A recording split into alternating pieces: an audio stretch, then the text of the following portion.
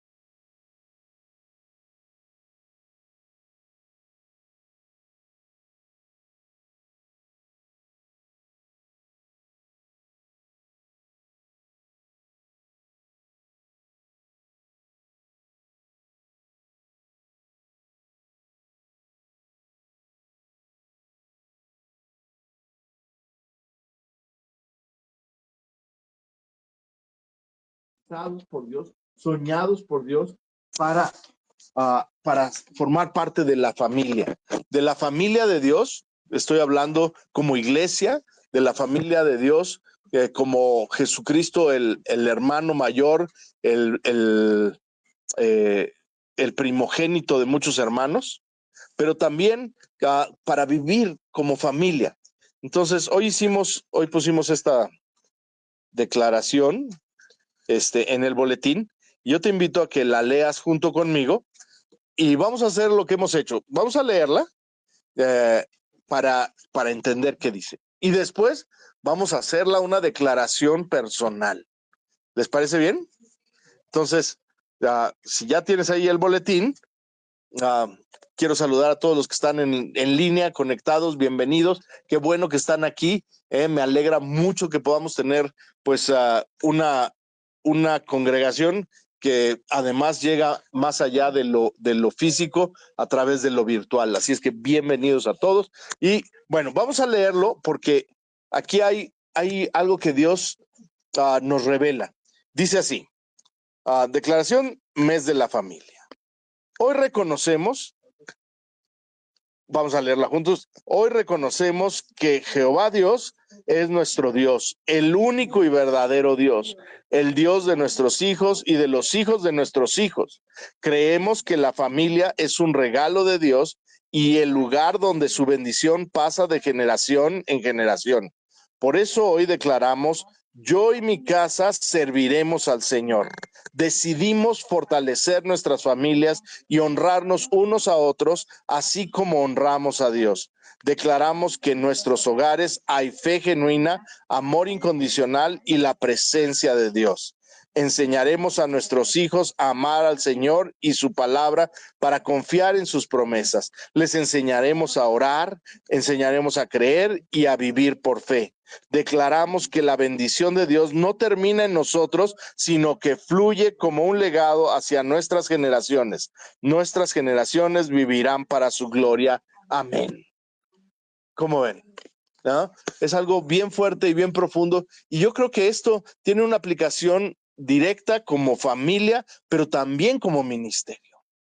llega a todas esas generaciones que son derivadas del ministerio. Entonces, les invito a que nos pongamos de pie y que la leamos con convicción y además que lo hagamos como lo hemos hecho otras veces en primera persona, declarando esto en mi vida, diciendo, esta es una verdad que se aplica, esto es lo que yo vivo, no es lo que voy a vivir, no es lo que ya viví, es lo que hoy se manifiesta en mi vida. ¿Les parece bien? Vamos a hacerlo. Hoy reconocemos que Jehová Dios es mi Dios, el único y verdadero, el Dios de mis hijos, de los hijos de mis hijos. Creo que la familia es un regalo de Dios y el lugar donde su bendición pasa de generación en generación.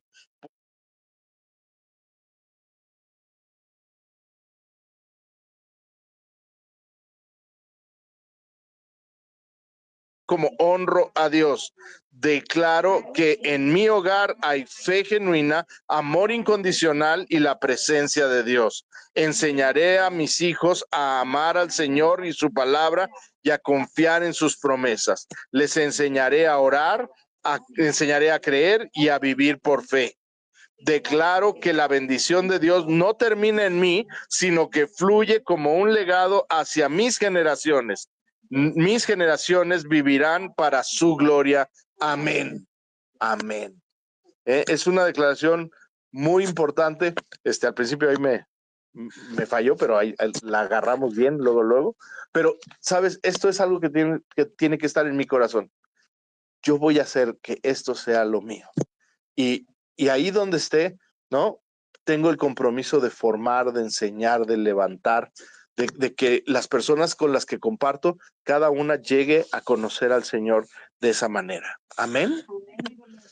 Muy bien, pues vamos a tomar nuestro lugar y vamos a prepararnos para ofrendar. Gracias a Dios por su provisión, por su cuidado, porque Él siempre es generoso con nosotros.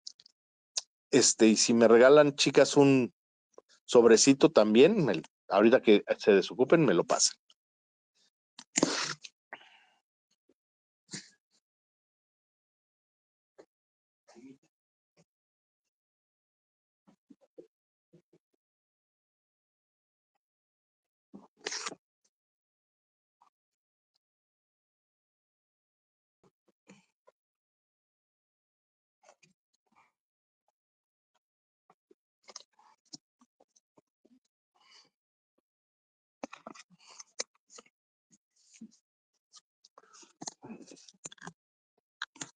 Yo quiero orar que Dios reciba estas ofrendas y estos diezmos como una semilla que tenga un fruto sobreabundante. Así es que ora junto conmigo. Por supuesto, si hay alguien que quiere también depositar a través de una cuenta, está también en la pantalla y lo estamos transmitiendo. Pero dile al Señor, Señor, esta es mi ofrenda, es la muestra de mi corazón, de mi agradecimiento, de mi honra, de que reconozco que tú eres el Señor. Dios, te doy gracias porque has sido fiel y has sido bueno, porque hasta el día de hoy tú me has traído aquí. Tú me has permitido, Señor, tener lo necesario y aún mucho más. Y yo te pido, Señor, que tú veas mi corazón que quiere agradarte. Quiero pedirte, Dios, que tú multipliques cada uno de estos recursos, el dinero, Señor, que tú me has permitido tener. Señor, todo es tuyo. Yo simplemente te doy obedeciendo lo que tú me has dado, dicho, Señor, de lo que tú me has dado. Padre, quiero pedirte que cada recurso, cada peso que se siembra, Señor, se convierta en un fruto que se multiplica, que se convierta, Señor, en almas que son alcanzadas, que se convierta, Señor, en crecimiento de tu iglesia, que se convierta también en la manera de llegar a traer sanidad y esperanza a personas que hoy viven alejadas. Padre, te doy gracias porque has sido fiel y has sido bueno. Y yo te pido, Señor, que multipliques también los recursos sobre mi vida. Señor, que vengan negocios, nuevos proyectos, que se multipliquen, Señor, que las inversiones tengan rendimientos. Padre, que haya abundancia en cada una de las cosas que hago, ideas creativas, Señor, proyectos de alcance y de bendición para muchas personas, de manera que, Señor, el fruto, que la siembra tenga un fruto abundante, en el nombre de Jesús. Y yo te pido, Señor, multiplícanos y haznos crecer. Tu palabra dice que tu bendición enriquece y no añade tristeza con ella. Hoy te pido, enriquécenos, Padre, y Señor, danos paz y gozo, danos tu amor y permítenos sobreabundar para toda buena obra. En el nombre de Jesús. Amén y amén. Amén. Y vamos a depositar aquí nuestras ofrendas.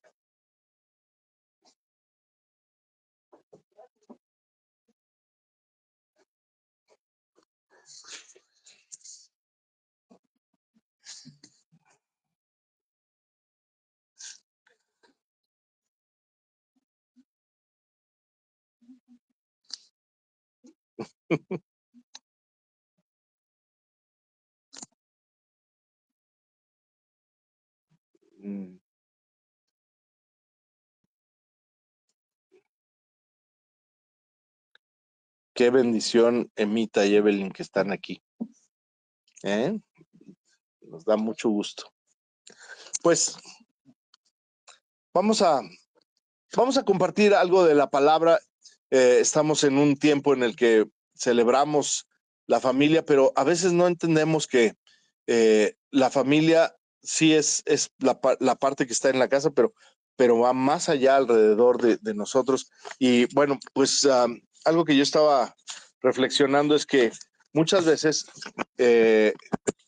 nuestra concepción de familia a veces no la hemos analizado con detalle. Hay unas pruebas que le hacen a los psicólogos a los pequeños, que les piden que dibujen en un papel, y a veces les piden que dibujen su familia, y ahí se nota cómo es la familia. Y hubo un caso de un pequeñito que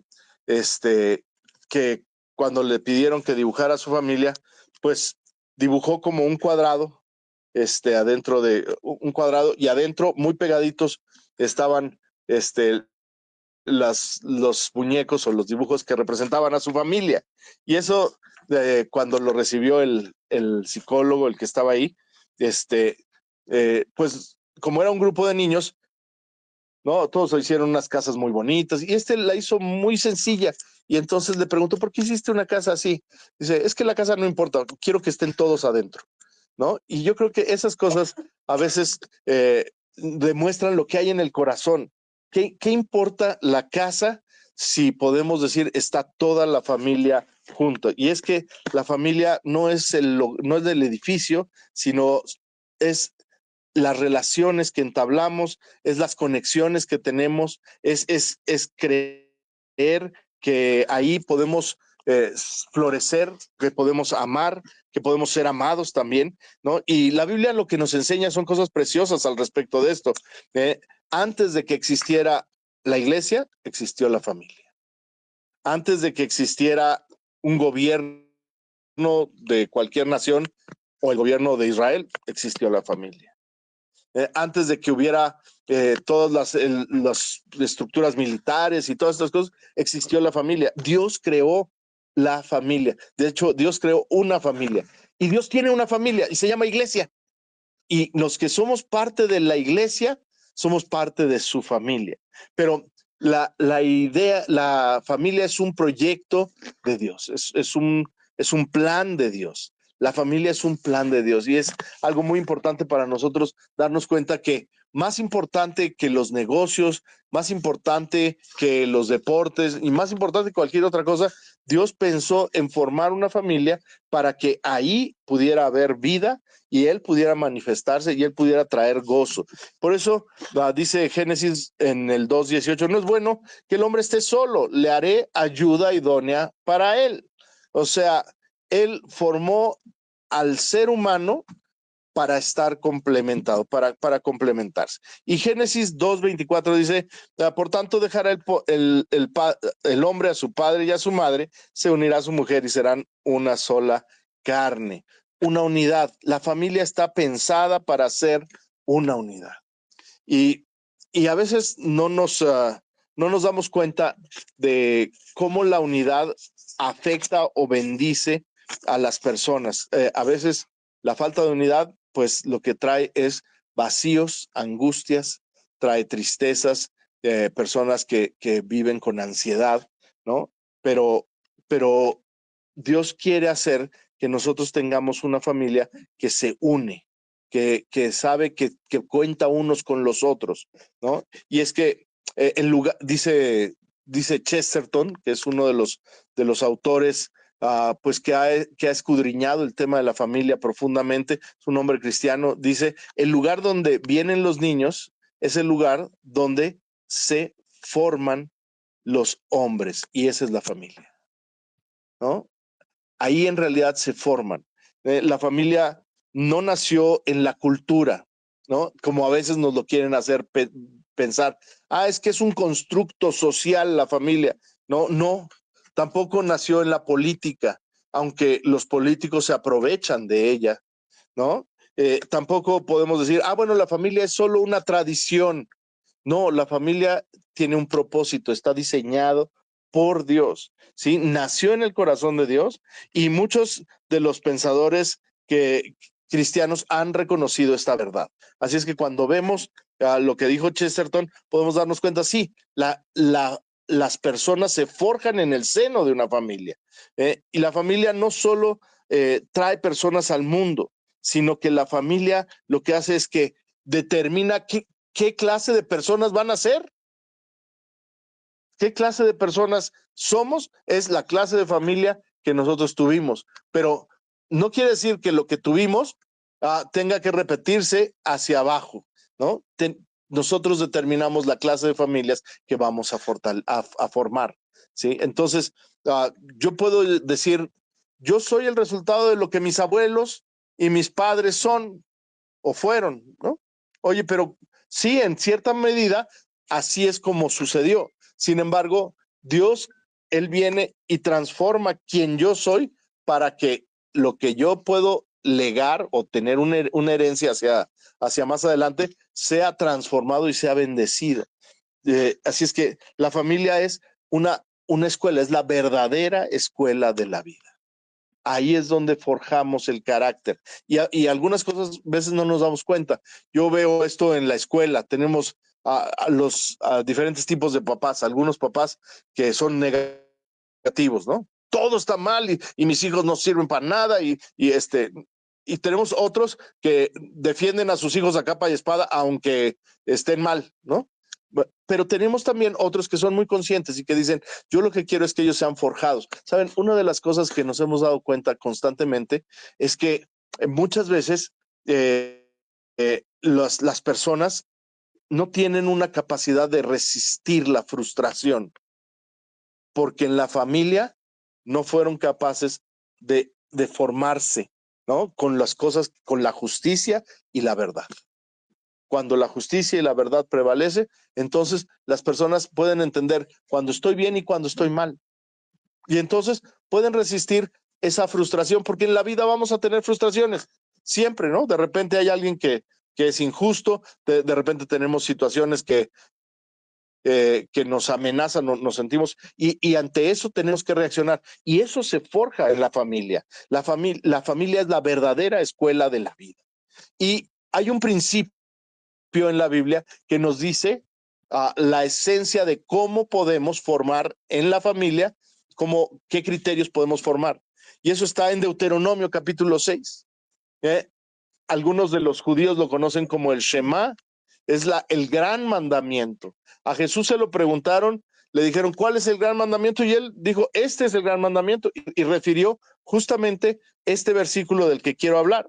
Deuteronomio 6, en los versos 6 y 7, les dice, de hecho desde el 5, dice, escucha, Israel, el Señor nuestro Dios, el Señor es el único Dios. y amarás al Señor tu Dios con todo tu corazón, con toda tu alma y con todas tus fuerzas. Y estas palabras estarán sobre tu corazón y las repetirás a tus hijos estando en tu casa y al acostarte y al levantarte, Dios, todo el tiempo. ¿Sabes? Lo que más le da forma al corazón de las personas, lo que puede mantenernos sólidos, lo que puede llevarnos a través de los tiempos difíciles, lo que puede ayudarnos a no caer aun cuando estén los momentos de la mayor tentación, es haber sido forjados por las palabras del Señor, por haber tenido constantemente un buen ejemplo y una palabra que llegó al corazón de nosotros. Por eso como padres, como abuelos, nos toca hablar la palabra y enseñarla en el tiempo correcto y en el tiempo también que no parece correcto. Siempre, todo el tiempo, el Señor es el centro de nuestra vida. ¿Están conmigo? Amén. Dios sabía esto. La fe no se transmite solo yendo a la iglesia o a través de una predicación. No se transmite a través del internet, aunque el internet nos puede servir mucho para conocer y aprender cosas, pero la fe no se transmite solo a través de un video de internet. Se transmite a través de la vida diaria. De las conversaciones que tenemos en la casa, del ejemplo que damos, de las decisiones que tomamos y cómo las tomamos, ¿no? Y hay una referencia que hace el escritor muy conocido C.S. Lewis de las Crónicas de Narnia, que dice que los hijos no son una distracción del trabajo importante, sino que son el trabajo más importante que podemos tener, ¿no? Y muchas veces pensamos que los hijos son, pues es que no puedo porque me distrae, es que tengo que hacer algo con él, que alguien se encargue, y está bien, en nuestra sociedad necesitamos escuelas y necesitamos guarderías, esas cosas son importantes, pero lo más importante es que el padre, que la madre estén ahí y que transmitan, que influyan en los hijos. Los abuelos son valiosísimos para traer fe a los hijos, porque a través de esa cercanía, ellos van poniendo la semilla correcta. Hoy en día, por ejemplo, es muy importante que cuando los hijos son pequeños, a veces los papás necesitan quien los cuide. Y qué mejor que un abuelo o una abuela dispuestos, que amen al Señor. Qué mejor, no habría nada mejor. A veces no es posible, pero si es posible, yo creo que ese es el mayor tesoro que podemos tener, que los que aman al Señor siembren las semillas en ellos, ¿no? Entonces, la fe necesita aprenderse desde la casa, y Dios establece esa prioridad, Dios establece a la familia como prioridad. Y de repente pienso en Tomás y Timoteo, no, en Timoteo, en Timoteo y Pablo, ¿no? Y Pablo veía a Timoteo como un hijo, y de hecho, pues lo invitó a caminar con él y a ir de viaje con él, porque de esa manera él estaba ministrando la vida de Timoteo. Pero, ¿sabes? No fue Pablo el que sembró la fe en Timoteo. Fueron Eunice y Loida, su abuela y su madre, los que sembraron la fe en él. Fíjate nada más, esto es bien importante, ¿no? La fe ya estaba sembrada ahí y Pablo se dedicó a regarla y ayudar a crecer. Y muchas veces a nosotros nos toca ser o Eunices, o Loidas, o Pablos, ¿no? Y Dios quiere usarte a ti, quiere usarte de una manera particular, ¿no? Tal vez como Eunice, pues la abuela, ¿no? No, Loida era la abuela y Eunice era la madre. Entonces, tal vez te toca como Loida ser esa fuente de palabras, de cuidado, de ternura. Tal vez te toca como Eunice, que como mamá le tocó ser la que ponía el orden, la justicia, la definición. O tal vez te toca ser como Pablo, que en la práctica instruyó o forjó eso que ya habían sembrado tanto Eunice como Loida, y llevó a Timoteo a ser un hombre que tenía un impacto que fue internacional en su tiempo. Impresionante. ¿Cuántas cosas puede hacer Dios cuando se siembra a tiempo la palabra? Y después viene Dios envía a alguien como Pablo. Aquí hay varios Pablos. Amén. Varios o Pablas, ¿no? Paulinas, Paulitas, sí, ¿no? Varios, que Dios nos ha llamado a ayudar a alguien. Pablo prohijó a Timoteo, porque él decía, tú eres un verdadero hijo en la fe. O sea, adoptó a Timoteo y lo hizo parte de su vida. Y Dios quiere que también nosotros tengamos ese corazón y esa actitud de decir, voy a considerar, voy a adoptar a alguien para formarlo y enseñarlo y llevarlo a conocer la palabra de Dios. Y sabes, eso que tú siembras, eso que tú pones en la vida de ellos, el cuidado que tú pones, va a tener un fruto, y ese fruto puede ser abundantísimo. Estaba platicando esta semana pasada con una persona en el tiempo que estuvimos ahí en Bernal, en nuestra convención de estudiantes, ¿no? Era el abuelo de una de nuestras estudiantes, ¿no? Y venía muy feliz, muy orgulloso, porque la chica pues ganó varias medallas y hizo un muy buen papel, la verdad hizo muy buen papel. Pero mientras estábamos compartiendo ahí en la mesa, mientras platicábamos, él pues no decía muchas cosas, pero de repente alguien le dijo, ¿y tú cómo llegaste a conocer a Cristo? Y entonces él sacó sus credenciales, no para presumir, sino más bien platicando su historia. Y dijo, pues yo en el año 70 conocí a Cristo cuando fulano me compartió y sutano, y nos volvimos muy buenos amigos, y desde entonces yo decidí formar mi familia en Cristo, ¿no? Y entonces estaba ahí el hijo. Y el hijo dijo, sí, y a nosotros nos jaló a nuestros hijos, a él con sus hijos nos llevó a la iglesia y nos enseñó, y ahora nosotros estamos formando a los nietos de él, ¿no? Y fue algo precioso ver cómo este principio se cumple, es el Dios de las generaciones, ¿no? Alguien decía el Dios de 3 generaciones, pero no es de 3, es de muchas más generaciones, de 1000 generaciones, ¿no? Cuando alguien dice, yo escucho, decido crecer y formar mi carácter, y después lo comparto y vas formando a otras personas. Eso es lo que Dios quiere que hagamos en la iglesia. Y Dios me ha estado dando algunas ideas de transformaciones que vamos a hacer, que ya les empezaré a platicar en estos próximos días. Pero para poder ser como padres que adoptan a sus hijos, ¿no? Y tal vez tú dices, oye, pero yo, ¿a quién puedo atender? Y empezamos a atender a 1 o a 2, pero esas personas van a tener un gran fruto. Van a ser formados y forjados en la palabra. Amén. Entonces, decía Luis, C.S. Lewis, decía, los hijos no son una distracción, ¿verdad? No son una distracción del trabajo importante, son el trabajo más importante que podemos tener.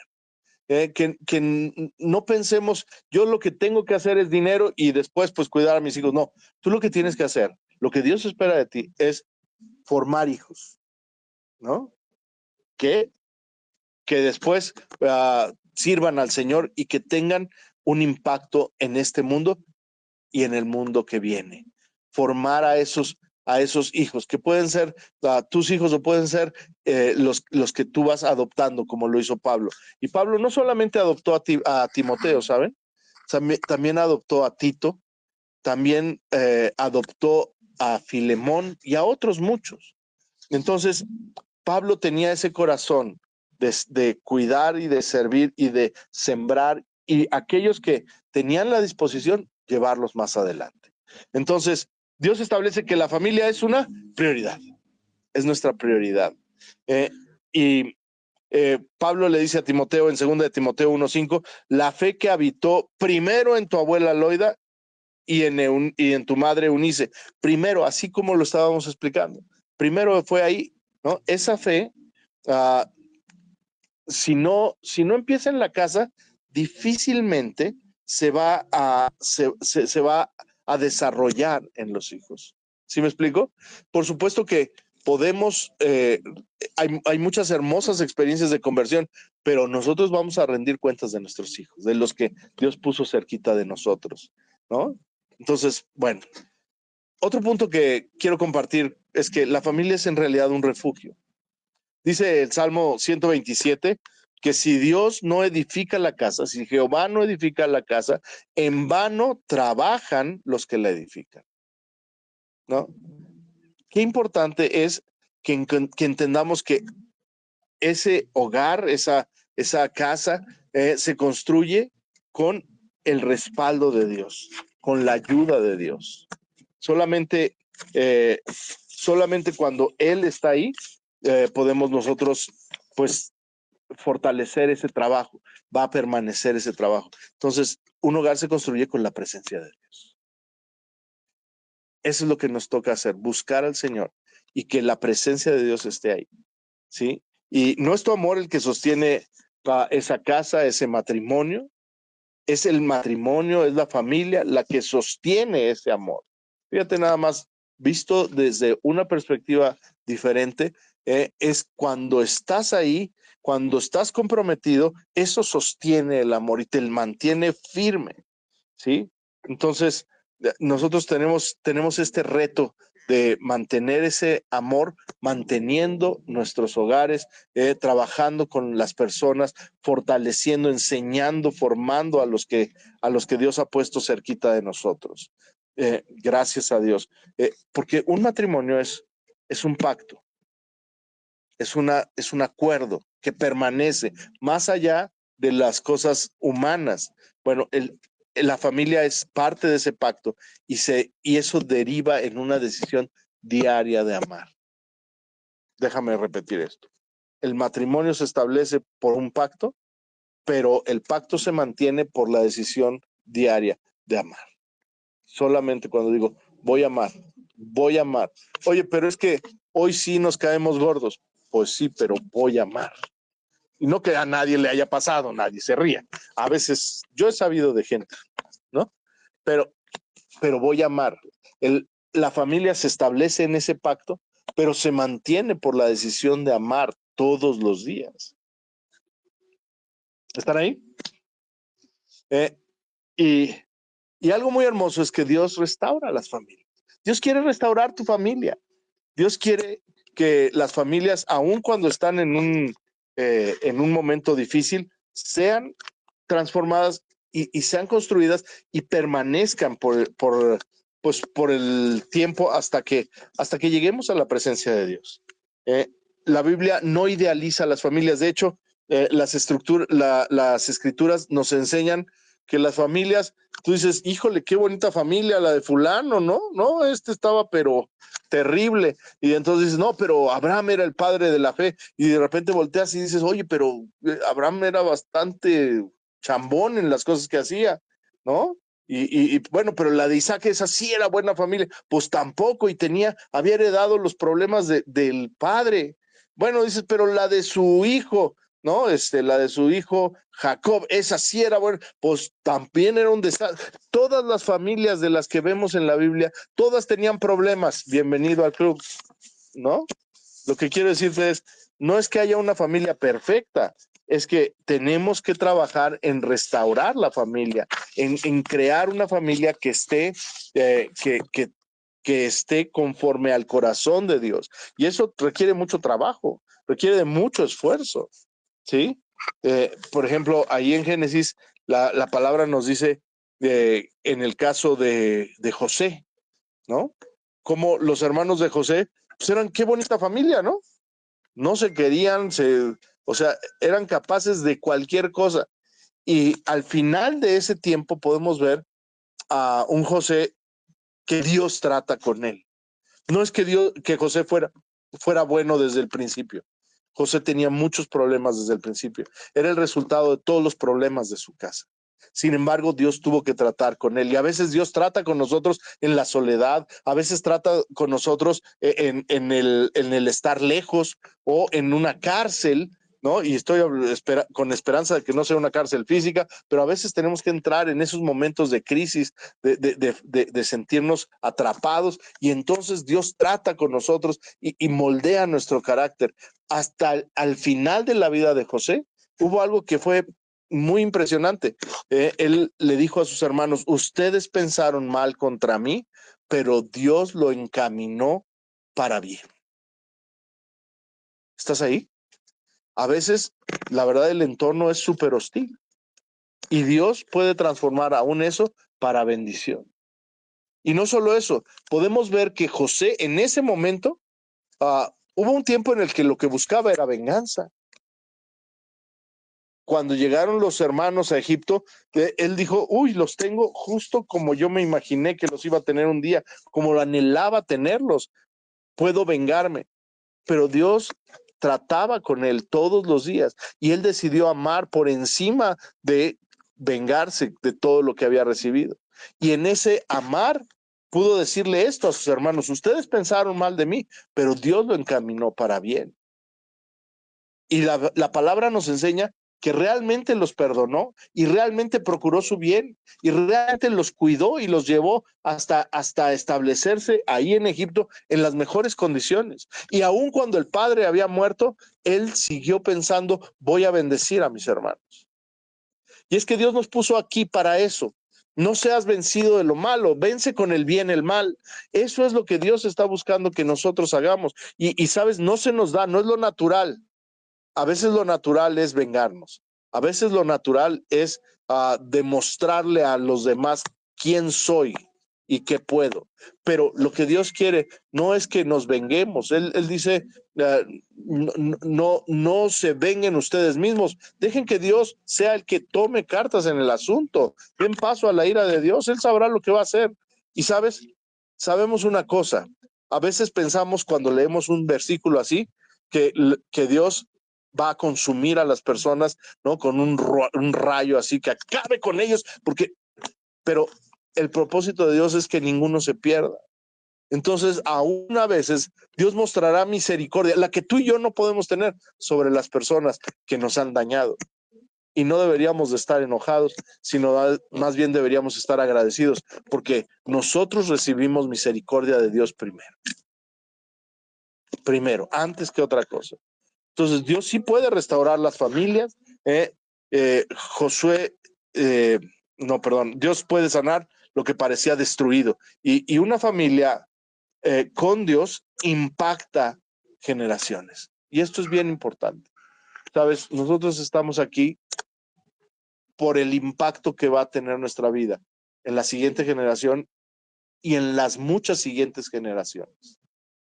Estaba viendo la historia del cristianismo, como el que tú conoces, como el que tú vives en México.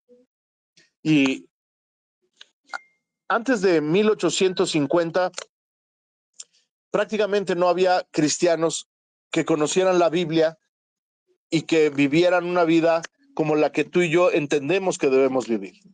Antes de 1850, hace menos de 200 años, ¿no? Y unos pocos llegaron y empezaron a compartir la palabra. Hoy la estadística nos dice que probablemente entre el 8 y el 10% de la población de México sea cristiana. Entre el 8 y el 10. Oye, ¿es mucho o es poquito? Pues tal vez pensamos que es poquito, pero si ves cuánta gente puede representar, también es mucha. ¿Sí me explico? Si piensas que hace 200 años tal vez habría un puñado de 10 o 12 personas que fueron los primeros cristianos que estaban en México, que conocían la palabra y que estaban buscando a Dios como lo estamos buscando nosotros, tal vez ahorita estamos hablando de 10 millones o de 15 millones de personas. Y entonces pensamos es poco, pero en realidad quiere decir que ha habido mucho trabajo y que mucha gente ha llegado a conocer a Cristo. ¿Sabes por qué? Porque se ha sembrado, porque una familia pasó a otra y porque hubo misericordia y uno adoptó a otro y empezó a ver este anhelo de compartir las cosas benditas que Dios ha hecho por nosotros con otras personas, ¿no? Y entonces eso ha hecho que en nuestra nación haya muchos más cristianos. No hubiera habido ninguno, porque porque originalmente pues no estaba ni permitido, los persiguieron, los acosaron, era una cosa terrible. Una marcha, sí, qué padre. Pues yo creo que debemos participar en cosas como esas, pero sobre todo debemos compartir la palabra, compartirla.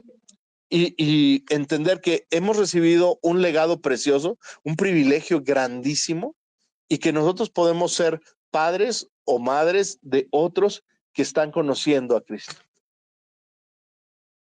Amén. Así es que una familia con Dios impacta generaciones. Y me encanta lo que decía Josué. Josué recibió un legado de Moisés. Y Josué era el servidor de Moisés.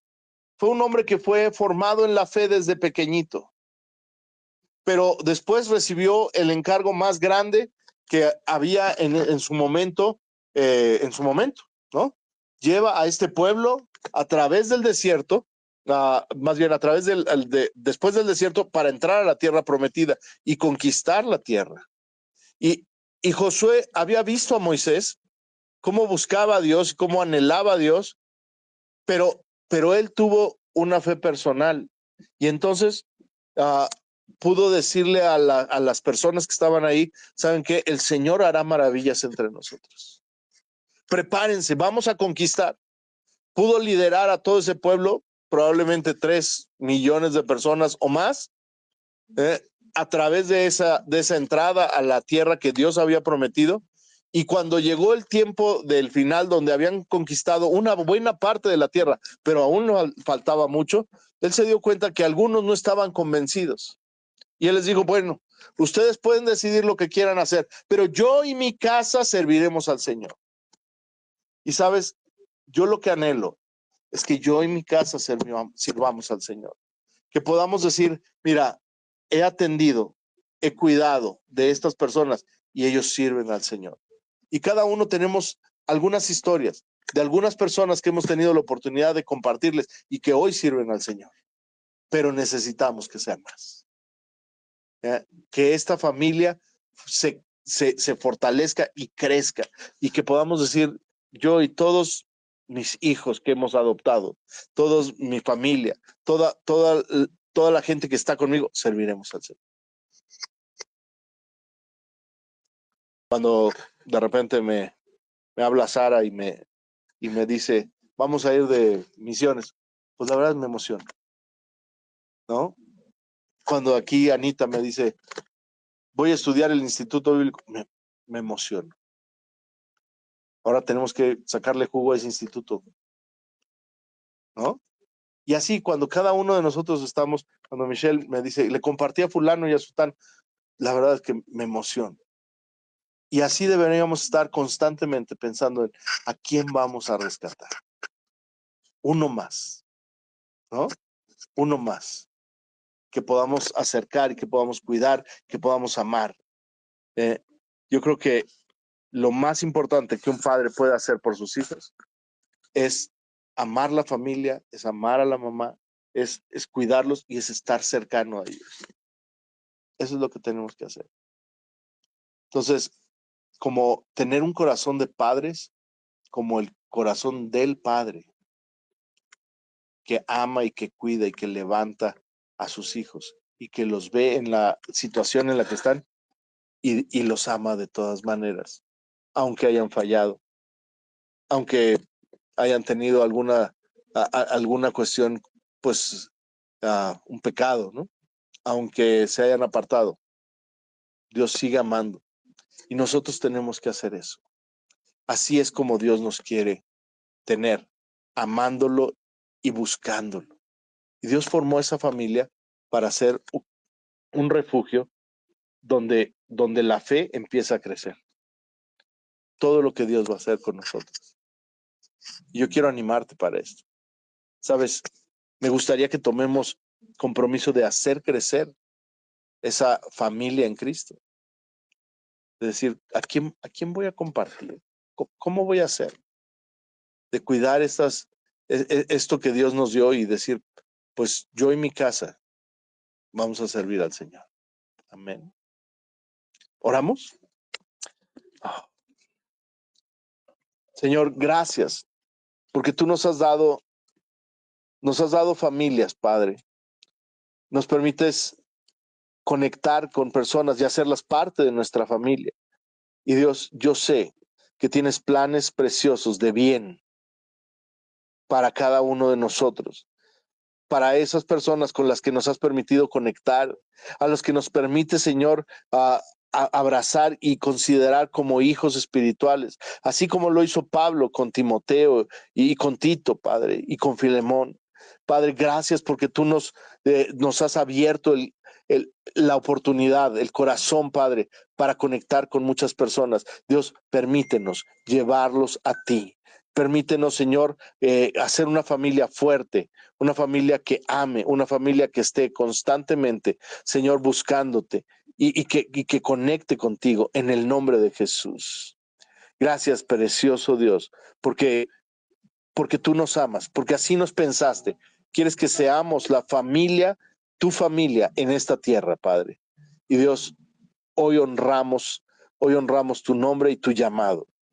Y Padre, hoy quiero decirte, aquí estoy, puedes usarme, puedes transformarme. Señor, permite que cada esfuerzo que yo hago para compartir tu palabra tenga un fruto. Señor, que cada día, Señor, pueda ver en las personas alrededor, Señor, dónde puedo sembrar la semilla de la fe. Y Dios, que el día que tú me llames no llegue delante de ti con manos vacías, sino más bien pueda decirte, aquí está, este es yo y toda mi casa, Padre, toda la gente que hemos compartido, a la gente que le hemos servido, que le hemos enseñado, y Dios, aquí están delante de ti. Gracias, Dios, por la bendición que tú nos das. Gracias porque es un privilegio compartir la palabra. Amén y amén. Amén. ¿Cómo? Sí, sí, sí. Queremos darle gracias a todos los que están en la conexión. Les bendecimos. Y bueno, me gustaría eh, preguntar, ¿qué te llevas de esto? ¿Qué reflexiones y qué podemos hacer? Sí, Olis.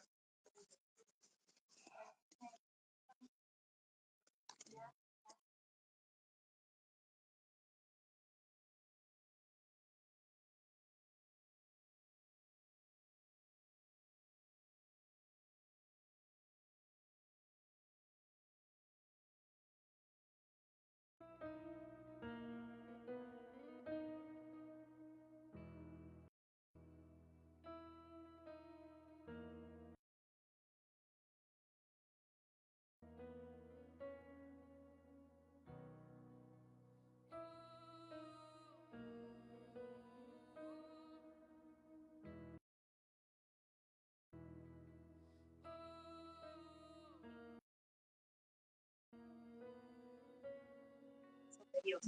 O sea, la familia es una idea perfecta del Padre. Y yo creo que hoy estamos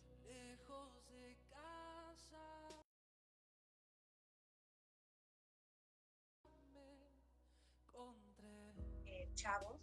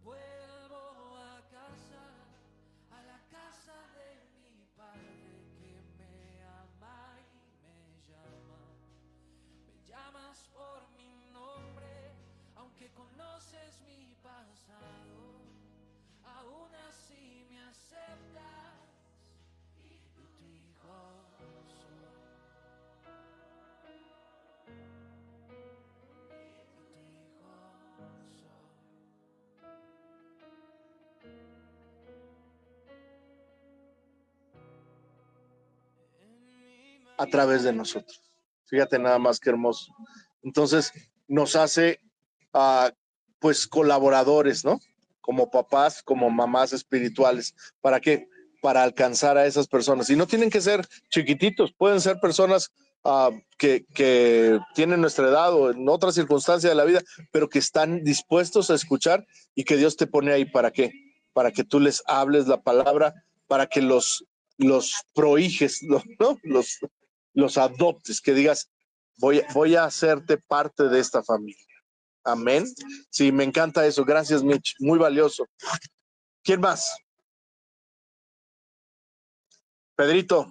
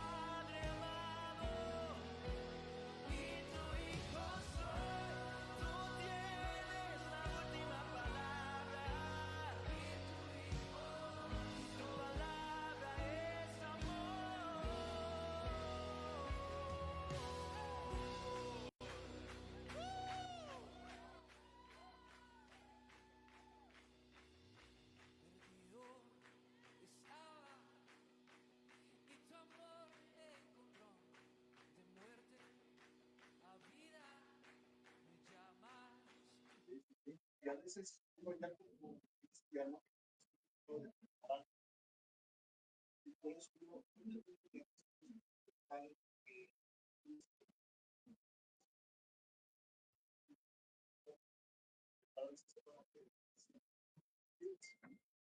todo el directo, que a veces ya no tenemos la esa misma a veces ya no vive nosotros, a veces y eso ¿no?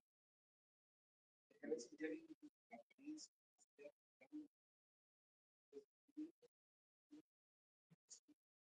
las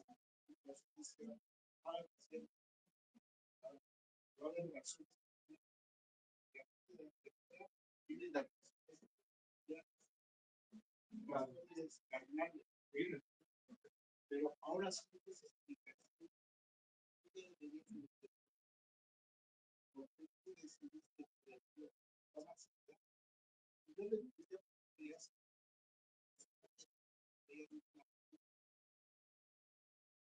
¿Cuál es la razón? ¿Qué tú crees?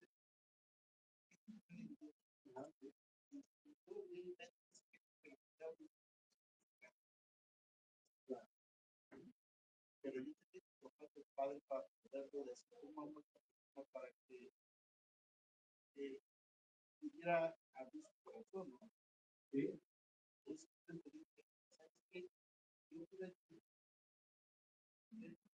Es lo mejor